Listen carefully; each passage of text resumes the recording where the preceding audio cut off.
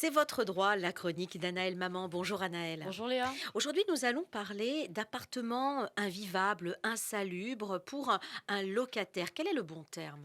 Eh bien, invivable n'est pas n'est pas qualifié juridiquement. On parlera d'insalubre. D'insalubre. On a d'autres états justement pour un logement. Mhm. On peut dire un logement en péril, un logement non décent. Ça dépend en fait de la situation. Bon, alors, est-ce qu'on peut commencer par définir peut-être un logement insalubre? Alors, c'est l'article L 1331-22 du Code de la santé publique qui vient définir en fait justement ce que c'est qu'un état insalubre. C'est le fait que le lieu représente un danger ou un risque pour la santé ou la sécurité des personnes. Mhm. On a des logements qui sont de base impropres à l'habitation. Oui. Genre, on ne pourra jamais habiter dans une cave, dans un garage. Oui. Donc eux, on ne peut même pas leur proposer, même Ils gratuitement, sont à y vivre. interdits de location, Ouais, ceux-là. complètement. Mhm. Location pour y habiter, attention. Oui, d'accord. Oui, pour y habiter. Oui. Si on veut louer un garage, ça, on Ça, peut le c'est faire pour la possible. voiture. Alors, dans ce cas-là, quand c'est une habitation qui est considérée comme insalubre, que peut faire le locataire? Quoi faire? Bah, il faut qu'il contacte l'agent de la commune. Il va venir visiter, faire un rapport d'insalubrité, et puis ensuite le transmettre au préfet. Lui va faire un arrêté d'insalubrité et ensuite interdire l'habitation. Il Eh va y oui. avoir des travaux qui, par la suite, vont devoir être faits. Donc, en fait, un arrêté, c'est un bout de papier, hein. Alors, que peuvent faire les locataires avec ce bout de papier, du coup? Bah, une fois qu'ils ont ça, on va dire que la moitié du chemin est fait. Ils ont juste à suspendre leur loyer et à demander à D'accord. être réhabité le temps des travaux. On arrête de payer le Voilà. loyer tant que les travaux ne sont pas faits. Du coup, on a la loi de son côté. Exactement. D'accord. Alors, les sanctions pour le propriétaire qui propose un appartement insalubre à la location, Alors là, on parlera de 3 ans d'emprisonnement et de Ah oui. 100 000 euros d'amende. ça plaisante pas? Même si un locataire continue et souhaite de payer les loyers, il a l'interdiction en fait de le faire à partir du moment où on a un arrêté, on ne bouge plus, on fait des travaux.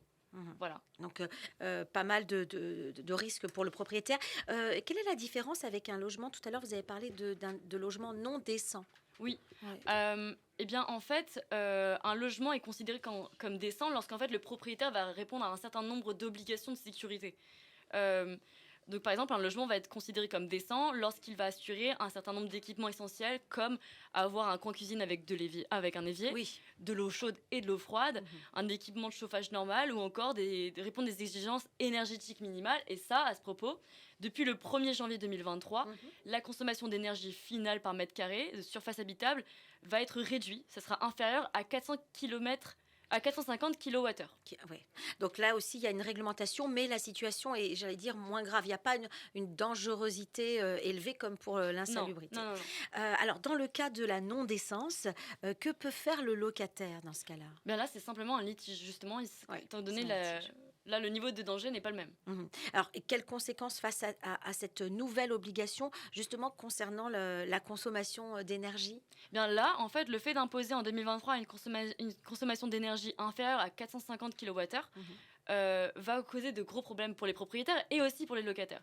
Parce que, par exemple, vous avez en Haute-et-Garonne beaucoup de petites surfaces de 30 mètres carrés Oui. qui, elles, consomment énormément d'énergie. Mhm. Et donc maintenant, aujourd'hui, elles ne peuvent plus être proposées à la Ouais. location puisque justement, elles ne répondent pas à ces exigences-là. Mhm. Et malheureusement, tous les locataires qui ne peuvent pas prendre des surfaces plus grandes Mhm. parce que justement, Ils n'ont problème pas les de moyens. loyer, Mhm. eh bien, vont se retrouver avec des propositions beaucoup plus réduites. Ouais. Donc finalement, vont devoir parfois même aller jusqu'à prendre des surfaces plus importantes et avoir des conséquences sur le loyer là-dessus. Eh oui. Et en même temps, si un propriétaire souhaite remettre au marché ces appartements, Ouais. ils doivent faire des travaux, mais qui sont vraiment considérables. Eh oui, ça va réduire l'offre. Du coup, tout le monde y perd un peu. Voilà, exactement. Ben, merci, Anaël, Merci, pour Léa. C'est votre droit. On vous retrouve la semaine prochaine. À bientôt.